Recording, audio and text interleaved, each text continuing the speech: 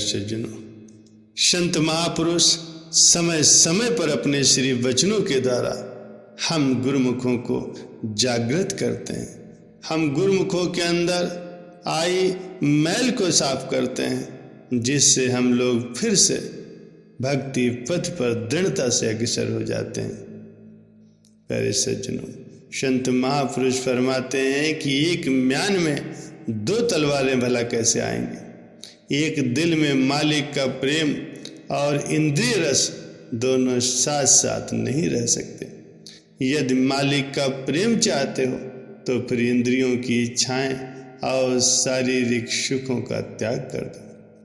संसार में ऐसे कितने ही लोग हैं जिन्होंने कुटुंब का मोह और माया का लोभ नहीं त्यागा है और न ही किसी पूर्ण महापुरुषों की आज्ञा में अपने मन को लगाया, फिर भी भक्त कहलाने की वो चाह रखते हैं।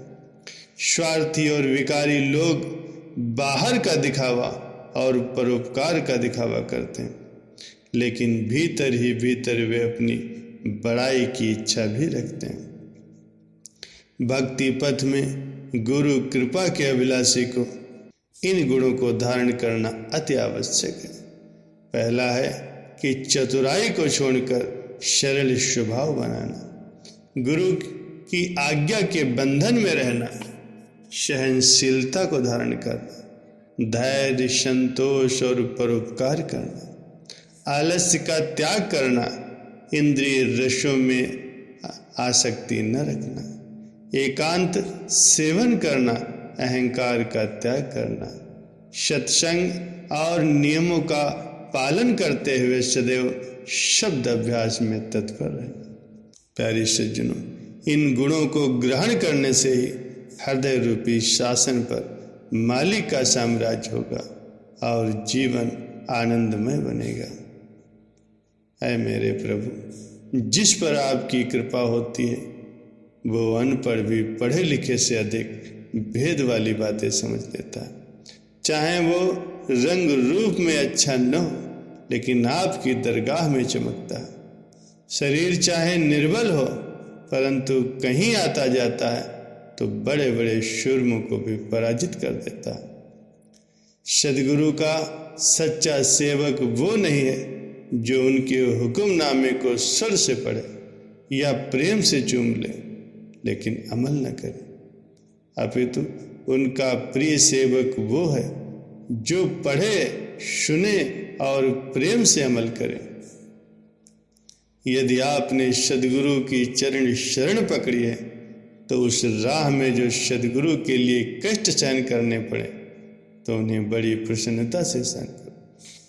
सांसारिक झूठे कार्यों के लिए भी तो कष्ट सहन करते हो, यदि सत्य के लिए सहन कर लिए तो कौन सी बड़ी बात है। विश्वास करो कि तुम अकेले नहीं हो, दुर्दरगाह की सहायता भी तुम्हारे साथ है और अंत में जय सत्य की ही होती है। सद्गुरु के वचन है कि ऐ सेवक, तुम जो कभी कभी शीघ्र ही दुखी और उदास हो जाते हो, तो इससे ये प्रकट होता है कि अभी तुम में आत्मिक निर्बलता है और इच्छाओं का अभी तक तुमने त्याग नहीं किया है तथा स्वयं को पूर्णतः समर्पित नहीं किया है।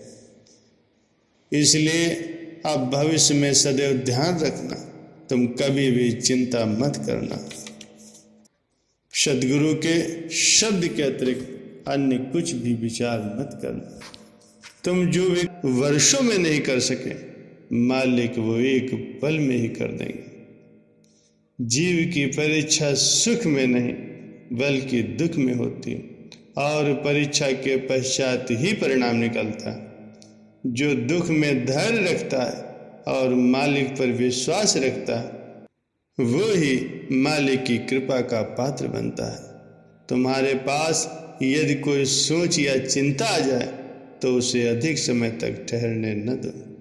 उसी समय कोई सदशास्त्र पढ़ो या सेवा में लग जाओ, नहीं तो ध्यान करो या मालिक की महिमा के शब्द उच्च स्वर में गाना प्रारंभ करो, अथवा मन के विचारों को बदलकर सद्गुरु के ध्यान में लगाओ। तो शीघ्र ही वहां से चिंता भाग जाएगी। तुम सद्गुरु के सदैव अंग संग समझो, वे अमर पुरुष सर्वत्र ही तुम्हारी सहायता करते हैं। तुम घबराओ नहीं, धैर्य को अपनाओ और सब कुछ उन पर छोड़ दो। सद्गुरु फरमाते हैं कि ऐ सेवक, तुम प्रभु की लीला के संबंध में कभी भी संशय न करो कि उन्होंने ऐसा क्यों किया या वैसा क्यों किया। तुम उनसे अधिक बुद्धिमान तो नहीं और न ही तुम्हारी दृष्टि त्रिकालदर्शी है। तुम्हारा कर्तव्य है कि सदैव सद्गुरु की आज्ञाकारी और सेवक बन करके रहो, उनकी मौज में सदैव खुश रहो और उनकी कृपा के पात्र बनो।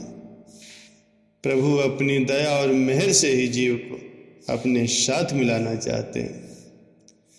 जीव फिर भी माया के धोखे में आकर के उनसे पल्ला छुड़ाना चाहता है, लेकिन मालिक फिर भी दयालु जीवों पर हर समय कृपा दृष्टि करते रखते हैं और सद्मार्ग को दर्शाकर अपनी ओर खींचते हैं। प्रभु के संतों की महिमा जिह्वा से कैसे वर्ण करी जा सकती। मन और बुद्धि उस बेअंत प्रभु का कैसे अंत पा सकता है। प्रभु अपने प्रिय संतों से सदैव बोलते हैं, वह संत उनकी आज्ञा के बिना एक पग भी आगे नहीं बढ़ाते।